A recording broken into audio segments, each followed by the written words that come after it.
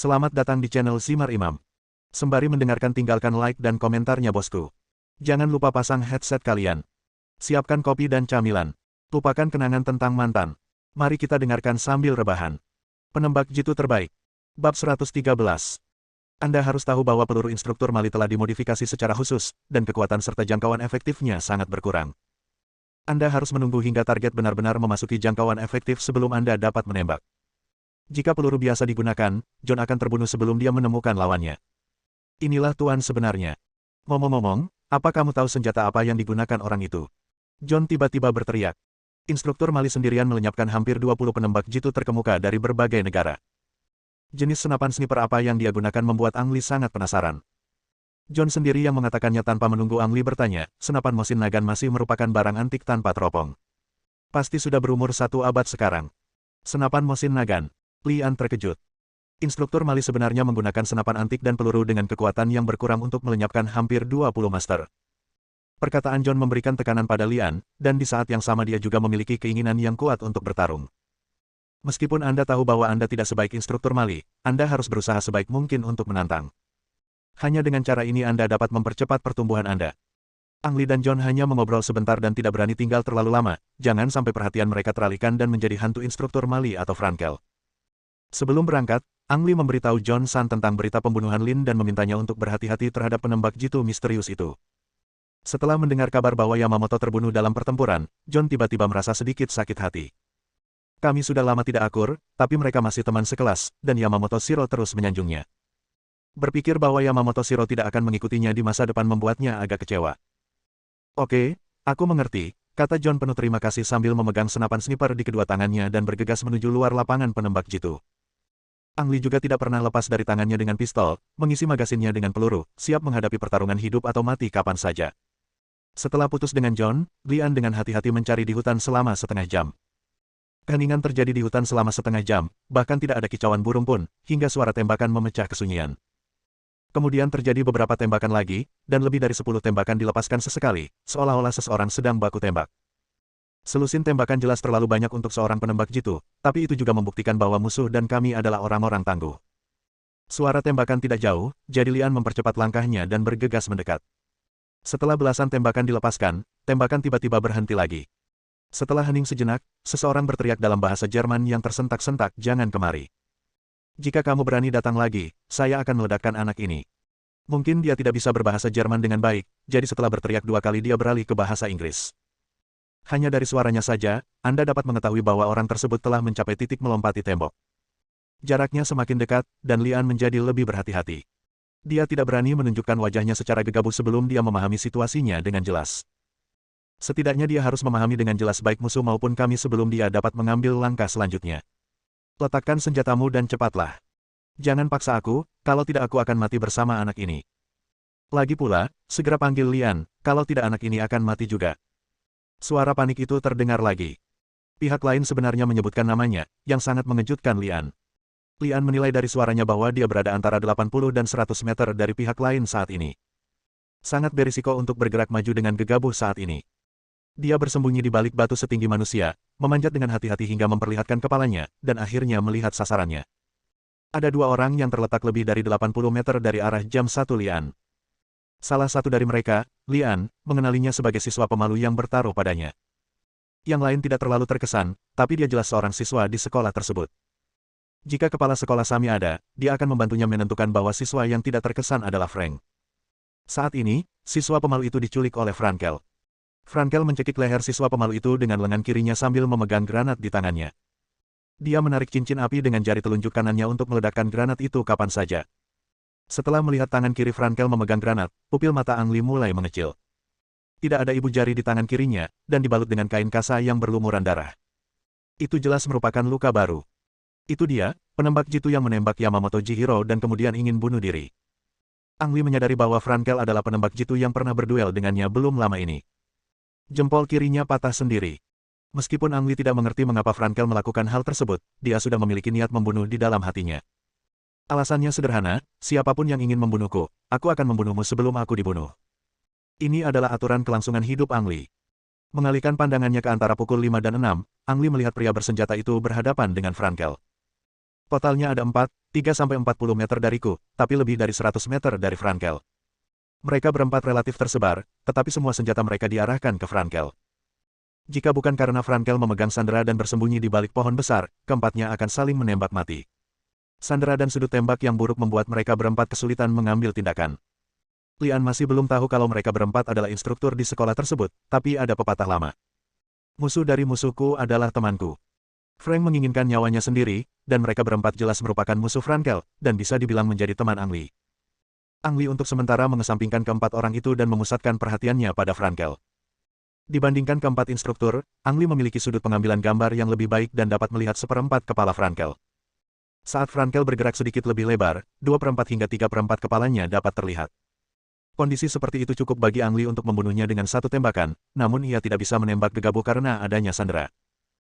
Bahkan jika Ang Li dapat memastikan bahwa pelurunya mengenai kepala Frankel dengan satu tembakan, jari orang tersebut akan menarik cincin api ke bawah ketika dia jatuh, sehingga meledakkan granat dan membahayakan nyawa sandera. Jika ingin menembak Frankel, Anda harus memastikan keselamatan para sandera terlebih dahulu. Untuk menjamin keselamatan para sandera, hanya ada satu prasyarat, granat tidak boleh meledak. Lian menurunkan moncong senjatanya dan menggunakan nafas naga untuk menyesuaikan diri agar dirinya tetap tenang. Jarak, arah dan kecepatan angin, suhu dan kelembapan udara, cahaya, del. Faktor-faktor yang memengaruhi pengambilan gambar dengan cepat diperhitungkan dalam benak Lian. Aku hitung sampai 3, kalau kamu tidak meletakkan senjatamu, kumpulkan mayat anak ini. Frankel terpaksa panik. Jika dia tidak terpojok, Frank tidak akan pernah menyandera. Dia akan menggunakan senapan sniper untuk menembak mereka satu persatu. Keempat instruktur tampak serius. Senjata adalah senjata dan nyawa mereka. Bab 114. Melalui rekaman yang dikirimkan dari kamera helm instruktur, kepala sekolah Sami yang melontarkan tudingan di lapangan juga terlihat berat.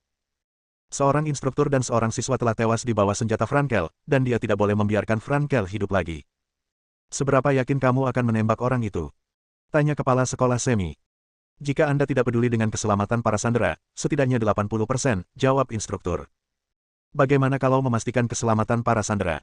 Tanya kepala sekolah Sami lagi. Tidak lebih dari 30%. Jawab instruktur. 30% hanya ada 30% kemungkinan menembak sasaran sambil memastikan keselamatan para sandera. 1. Frank berteriak sekuat tenaga. Dia melakukan perlawanan mati-matian, tapi itu lebih seperti perjuangan mati-matian.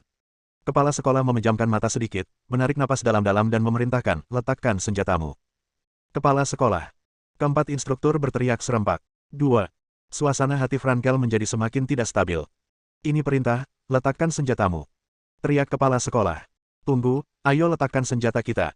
Teriak seorang instruktur pada Frankel. Frankel berhenti sejenak untuk menghitung. Keempat instruktur tersebut tidak mau, namun tetap meletakkan senapan snipernya di tanah. Oke, kami sudah meletakkan senjata kami. Teriak instruktur. Frankel bersandar di pohon besar dan berteriak keras, jika kamu berani berbohong padaku, kamu tahu apa konsekuensinya. Kami tahu Anda memiliki sandera di tangan Anda. Tidak ada yang perlu ditakutkan. Jika Anda tidak percaya, lihat saja.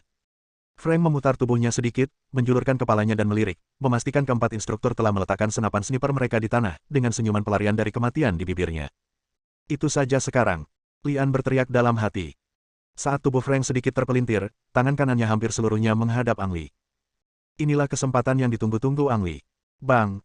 Suara tembakan terdengar dan peluru keluar dari laras senapan sniper tipe 85. Terdengar suara, pop. Peluru menembus pangkal jari telunjuk kanan Frankel, hantaman dahsyatnya langsung mematahkan jari tersebut, meledak di sepanjang jari tengah dan ibu jari, lalu menusuk ke bahu Frank. Ah! Frankel menjerit kesakitan, mengetahui bahwa dia telah dipukul, dan secara naluriah ingin meledakkan granat, tetapi ternyata jari telunjuknya bukan lagi miliknya. Suara tembakan membuat semua orang kaget. Sebelum ada yang sempat bereaksi, Ang Li menarik pelatuknya untuk kedua kalinya. Engah! Kali ini pelurunya langsung mengenai kepala Frankel. Tubuh Frankel bergoyang dan dia terjatuh ke belakang ke tanah, dia masih memegang erat granat itu dengan tangan kirinya dan menggantungnya dengan jari telunjuk tangan kanannya. Baru setelah Frankel terjatuh, keempat instruktur bereaksi dan bergegas membawa senapan sniper mereka. Penembak jitu yang pemalu berdiri di sana memandangi mayat di tanah seolah dia tertegun. Seorang instruktur maju dan menarik siswa pemalu itu untuk memberinya konseling psikologis. Pada saat yang sama, dua instruktur menjaga lingkungan dengan senjata, dan instruktur terakhir melangkah maju untuk memastikan apakah Frankel masih hidup. Lian mengintai di tempatnya dan tidak bergerak. Dia sudah menembak 2 kali di tempat yang sama. Sangat berbahaya untuk tetap di sini, tapi dia tidak pergi. Ada 4 penembak jitu di sisi berlawanan, dan setiap gerakan yang Anda lakukan sangat fatal. Dia menatap ke sisi berlawanan dengan senjatanya. Jika orang di sisi berlawanan bermaksud untuk menyakitinya, dia akan menembak dua orang yang berjaga terlebih dahulu, dan kemudian dua orang lainnya. Setelah memastikan bahwa Frankel telah meninggal, instruktur kembali ke tempat persembunyian Lian dan berteriak, "Keluar, kami adalah instruktur sekolah." "Pengajar. Itu yang kamu katakan." Lian masih bersembunyi di sana dan tidak bergerak. Keempat instruktur saling memandang dan berkata pada diri mereka sendiri, anak ini sangat waspada. Kepala sekolah, targetnya telah terbunuh, tetapi siswa yang membunuhnya sepertinya tidak mempercayai kami. Kepala sekolah semi menunduk dan bertanya, siapa itu? Oliver segera memastikan identitasnya dan berkata, ini Ang Li. Ang Li. Kepala sekolah semi tampak terkejut. Tujuan Frankel menyelinap ke sekolah adalah untuk membunuh Ang Li, namun dia dibunuh oleh senapan sniper Ang Li. Melihat kembali orang-orang yang tewas di bawah senjata Ang Li sebelumnya, setiap orang yang menginginkan nyawanya akan dibunuh olehnya. Sepertinya dia punya pengaturannya sendiri. Kepala sekolah semi mengangguk. Oliver mengambil walkie-talkie dan berkata, Liang, orang di hadapanmu memang adalah instruktur sekolah kami. Kamu bisa mempercayai mereka. Lian menghela nafas lega, berjalan keluar dengan senjata di tangan, dan secara pribadi melangkah maju untuk memeriksa target yang telah dia bunuh. Melihat Lian mendekat, siswa pemalu itu kembali sadar, segera berdiri, lalu berkata dengan takut-takut, terima kasih. Lian tersenyum tipis dan tanpa berkata apa-apa lagi, dia langsung memusatkan pandangannya pada mayat itu. Seberapa yakin kamu tadi? Tanya instruktur di sebelahnya. Ang Li tahu bahwa pihak lain mengacu pada tembakan pertama yang mematahkan jari Frankel. Pada jarak hampir 100 meter, mematahkan jari secara akurat puluhan kali lebih sulit daripada meledakkan kepala lawan. 50%. Lian menjawab dengan jujur. Kamu menembak pada 50%. Instruktur lain berteriak kaget. Lian menoleh dan melirik ke pihak lain, dan berkata dengan wajah serius, berdasarkan situasi saat itu, saya harus menembak, kalau tidak saya akan kehilangan kesempatan. Jika saya harus memilih lagi, saya akan tetap menembak. Keempat instruktur terkejut sesaat, lalu memasang pandangan yang sama. Kamu luar biasa, oke. Siapa dia, dan mengapa dia menembak Yamamoto dan menyerangku? Lian ingin mengetahui informasi dari instruktur. Kamu harus bertanya padanya tentang ini. Instruktur menendang tubuh Frankel. Bukannya mereka tidak mau menjawab, tapi yang mereka ketahui sangat terbatas, seperti soal Death Forum. Kami akan mengurus jenazahnya, Anda harus melanjutkan misinya, kata instruktur lainnya. Lian tidak bertanya lagi, berbalik dan pergi. Siswa pemalu itu bertanya, apakah ada orang seperti ini di sini? Kami tidak tahu tentang ini. Sebaiknya Anda berhati-hati. Oh, baiklah. Siswa pemalu itu gemetar, masih merasa sedikit takut ketika mengingat apa yang baru saja dia alami. Membunuh seseorang dengan senjata adalah satu hal, tetapi hampir terbunuh adalah hal lain. Baginya, itu hanyalah mimpi buruk. Melihat Lian telah pergi jauh, siswa pemalu itu buru-buru mengejarnya. Wow! Lian tiba-tiba berbalik, mengarahkan senjatanya ke siswa pemalu itu, dan bertanya dengan suara dingin, mengapa kamu mengikutiku? Yah, aku ingin mengucapkan terima kasih karena telah menyelamatkanku. Siswa pemalu itu terkejut dan segera mengangkat tangannya. Kamu sudah berterima kasih padaku, kata Lian tanpa ekspresi, penuh kewaspadaan. Bab 115. Siswa pemalu itu ragu-ragu dan berkata, saya pikir Anda mungkin memerlukan seorang pengamat. Dia berhenti sejenak dan kemudian berkata, instruktur Mali telah menyingkirkan 20 siswa. Dia lebih menakutkan dari yang kita bayangkan. Bagaimana Anda bisa menggunakannya? Alasan ini cukup bagus. Jika dua orang bertindak bersama, mereka akan lebih percaya diri menghadapi instruktur Mali. Ikuti aku. Lian menurunkan senjatanya dan terus bergerak maju. Siswa pemalu itu menghela nafas lega dan buru-buru mengejarnya. Namaku Ali, siapa namamu? Lian. Berapa umurmu tahun ini? Kamu terlihat sangat muda. Sudah berapa tahun kamu menjadi tentara? Apakah kamu baru saja yakin 50%? Melihat penampilannya saja, Anda tidak akan pernah menyangka kalau pria yang tampak pemalu dan pendiam di depan Anda sebenarnya adalah orang yang cerewet. Lian berbalik dan melemparkan Ali ke tanah, mencabut pedang lawannya dan menaruhnya di lehernya, sambil berkata dengan dingin, dengar, jika kamu terus mengomel seperti ini, kita akan ketahuan. Jika kamu terus mengikutiku, lalu tutup mulut-mulutmu. Ali buru-buru mengangkat tangannya, memberi isyarat menutup mulut, dan mengangguk. Lian memelototi Ali, lalu bangkit dari tanah dan mengembalikan pedangnya padanya. Retakan. Tembakan. Di sana. Ali secara naluriah mengulurkan tangan dan menunjuk. Melihat Lian berbalik untuk memelototinya, dia buru-buru melakukan gerakan lain untuk menutup mulutnya. Dilihat dari suara tembakan, jarak mereka masih agak jauh dari Ang Li dan Ali. Penembaknya kemungkinan besar adalah instruktur Mali, karena dalam beberapa detik setelah tembakan, suara Oliver keluar dari komunikator, mengumumkan bahwa siswa lain telah tersingkir. Lian membuka kakinya dan mengejar ke arah tembakan.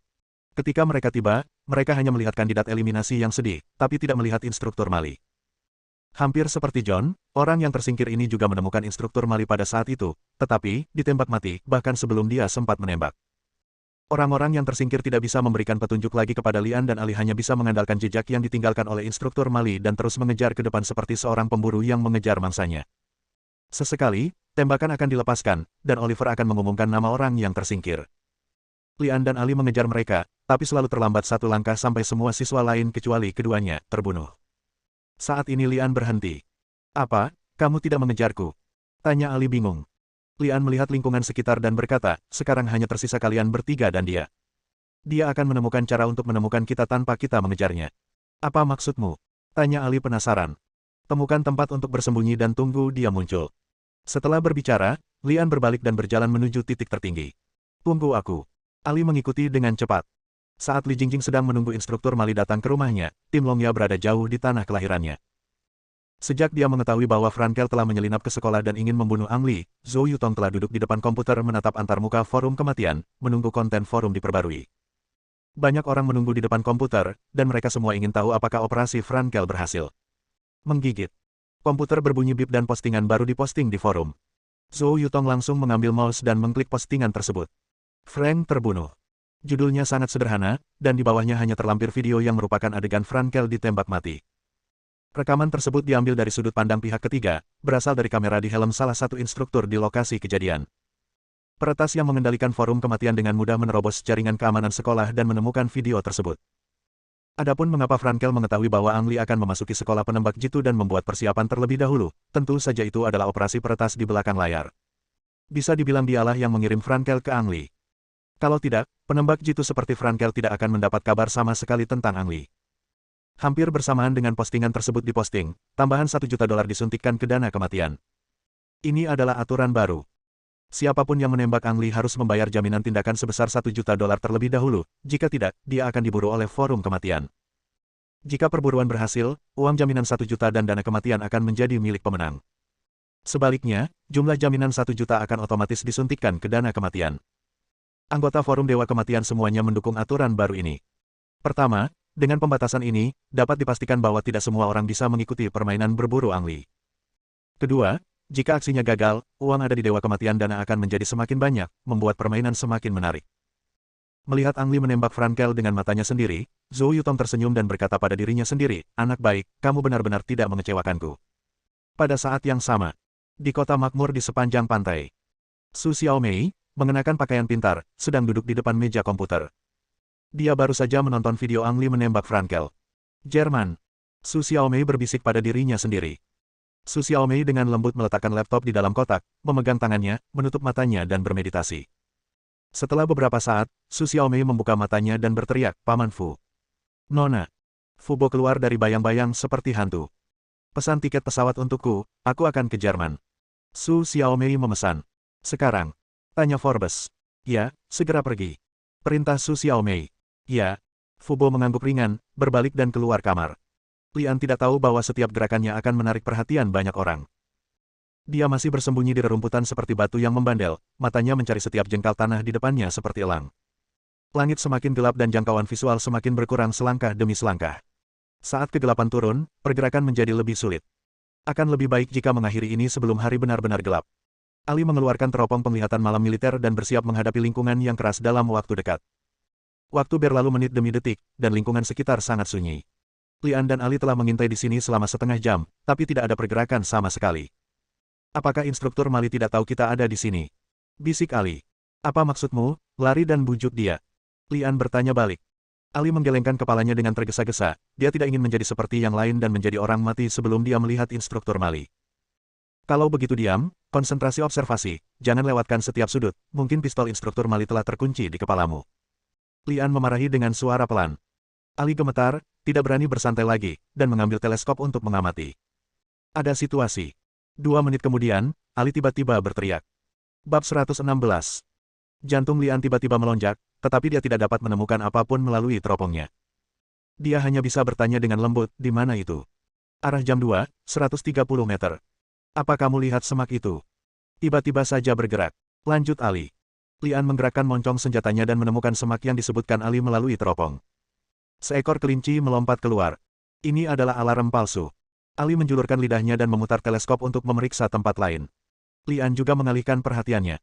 2 detik kemudian, alis Lian tiba-tiba menegang, dan dia merasakan ada yang tidak beres, jadi dia mengalihkan perhatiannya ke semak tadi. Kelinci itu hilang. Semak-semak sedikit bergetar. Mungkinkah kelinci itu berlari kembali? Tidak, pasti ada yang salah. Ali. Lian memanggil dengan lembut.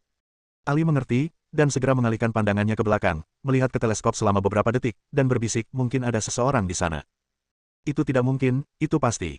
Ang Li sangat yakin. Masalahnya, orang tersebut terhalang semak-semak dan tidak terlihat sama sekali. Itu pasti instruktur Mali, kata Ali sambil meletakkan teropongnya, lalu mengambil senapan snipernya. Pihak sekolah mewajibkan setiap siswanya untuk membawa senapan sniper dari negaranya masing-masing. Senapan sniper yang digunakan Ali belum pernah dilihat oleh Ang Li sebelumnya. Tampilannya agak mirip dengan senapan sniper AU Inggris, namun yang pasti bukan asal Inggris dan lebih mirip replika. Mungkinkah itu senapan sniper buatan Anda sendiri? Ang Li sempat ragu saat pertama kali bertemu Ali, dan tebakannya kemudian terbukti benar. Dibandingkan dengan sniping, Ali termasuk jenius dalam modifikasi senjata api, misalnya senapan sniper di tangannya dibuat sendiri. Aduh, aduh, aduh, aduh. Ali menarik pelatuknya tanpa peringatan, dan 10 peluru di magasin itu ditembakkan sekaligus. Semak-semak yang berjarak 100 meter bisa dikatakan hancur. Jika ada orang yang bersembunyi di semak-semak, siapapun orangnya pasti sudah tertembak. Aku akan pergi ke sana dan melihat-lihat. Ali tersenyum bahagia, bangkit dan bergegas menuju sisi yang berlawanan. Ali. Lian ingin menghentikannya tapi itu sudah terlambat satu langkah. Entah kenapa, Lian selalu punya firasat buruk di hatinya. Apakah instruktur Mali benar-benar bersembunyi di semak-semak di seberangnya? Sejujurnya, selain guncangan, semak-semak tidak membuat Ang Li merasakan bahaya. Lian pernah mendengar Zhou Yutong berkata bahwa setelah seorang penembak jitu mencapai level tertentu, auranya bisa hilang sama sekali. Dengan kata lain, mustahil bagi musuh untuk mendeteksi keberadaannya, meskipun itu adalah penembak jitu yang sangat berbakat. Instruktur Mali sendirian melenyapkan 30 penembak jitu jenius. Lian percaya bahwa dia adalah tipe orang yang dikatakan Zhou Yutong, yang dapat sepenuhnya menyembunyikan auranya. Lian mengintai di sana dan tidak bergerak. Semakin sedikit rasa krisis yang dia rasakan, semakin dia merasa tidak aman. Ini adalah naluri profesional. Ang Li sangat berhati-hati, memegang pistol dan terus mengincar semak-semak dan segala sesuatu di sekitarnya. Ali bergegas mendekat, menempuh jarak 100 meter dalam waktu kurang dari 10 detik. Instruktur Mali, berhenti bersembunyi, kamu sudah kalah. Jangan gugup, aku hanya ingin melihat apakah kamu terluka, kata Ali sambil mengulurkan tangan untuk menyingkirkan semak-semak. Bang! Suara tembakan terdengar, dan Ali membeku di sana. Itu jebakan. Ang Li sekarang cukup yakin bahwa semak itu adalah jebakan. Instruktur Mali tidak ada sama sekali, ia sengaja menggunakan kelinci dan semak-semak yang bergoyang untuk menarik perhatian Lian dan Ali, lalu mengambil kesempatan itu untuk menembak dan membunuh Ali. Adapun mengapa semak-semak berguncang dengan sendirinya, Lian tidak terlalu memikirkannya. Bagaimanapun, ini adalah trik lama yang digunakan oleh penembak jitu, dan bisa dilakukan hanya dengan seutas tali. Di mana? Lian dengan cepat mencari kemanapun yang terlihat. Hari semakin gelap lagi, dan itu bukan hal yang baik bagi Lian. Menemukannya. Lebih dari 10 meter di balik semak-semak, sesosok tubuh muncul dari balik pohon besar dan kemudian menghilang. Ang Li tidak punya kesempatan untuk menarik pelatuknya. Instruktur Mali adalah seorang ahli. Dia tahu bahwa ada lebih dari satu penembak jitu di tempat ini, dan dia dengan cerdik menggunakan Ali untuk menghindari pandangan Lian. Dia berlari ke sana. Ali menunjuk ke depan dan berbalik untuk berteriak pada Lian. Melalui teropong, Ang Li melihat darah merah di dada Ali akibat terkena peluru yang dimodifikasi. Ali tidak menembak sampai jaraknya kurang dari 20 meter. Tidak hanya pelurunya yang dimodifikasi agar memiliki jangkauan terbatas, instruktur Mali menghitung semuanya dan menggunakan Ali untuk mengungsi. Brengsek. Lian diam-diam mengumpat, mengambil senapan sniper dan melompat keluar. Mengejar. Langkah ini sangat tidak rasional di medan perang penembak jitu. Tahukah Anda, instruktur Mali adalah seorang penembak jitu yang jenius. Dia hanya perlu berhenti dan berbalik untuk menembak, dan dia mungkin akan membunuh Ang Li. Tentu saja, instruktur Mali tunduk pada batasan tertentu. Pelurunya telah dimodifikasi dan tidak dapat mencapai jangkauan lebih dari 100 meter. Ini adalah kondisi penting yang harus dikejar Ang Li dengan berani dan percaya diri. Alasan lainnya adalah jika Ang Li tidak mengejar saat ini, dia akan kehilangan targetnya, dan semakin mustahil untuk membunuh instruktur Mali. Di sana, kejar cepat. Ali terus berteriak. Lian terus berjalan, dan ketika dia berlari melewati Ali, dia memarahi dengan suara rendah, kamu telah terbunuh dalam pertempuran, diam. Ali kemudian menyadari bahwa dia telah mati, dan buru-buru mengulurkan tangan untuk menutup mulutnya. Lian melompati semak-semak dan melihat ke bawah. Ada tali tipis yang terlempar ke tanah. Sudah kuduga, itu adalah trik yang biasa digunakan oleh penembak jitu. Semakin tua triknya, semakin baik efeknya. Ini adalah pengalaman yang diturunkan dari medan perang. Instruktur Mali sangat cepat dan menghilang dalam sekejap mata. Jika dia tidak mendengar suara yang datang dari depan, Lian tidak akan pernah berani mengejarnya sedekat ini. Tak lama kemudian, Lian mengejar jarak 500 meter, meninggalkan Ali jauh tertinggal. Dapat dikatakan bahwa langit telah menjadi gelap sepenuhnya, dan garis pandang telah dikurangi seminimal mungkin. Saat ini suara di depan berhenti. Lian secara naluriah berhenti dan bersembunyi di balik pohon. Di mana? Lian bersandar di pohon dan mengamati dengan cermat dengan pistol di tangan. Instruktur Mali menggunakan senapan sniper antik tanpa teropong, sehingga semakin sulit menggunakan penglihatan malam. Saat ini Ang Li jelas memiliki keunggulan. Senapan sniper miliknya memiliki penglihatan malam yang baik setelah dilengkapi dengan skope. Di medan perang, ketika musuh tidak dapat melihat Anda tetapi Anda dapat melihat musuh, Dewi Kemenangan sudah melambai kepada Anda. Mencari hal-hal yang seharusnya tidak ada. Sepatu. Ang Li menemukannya.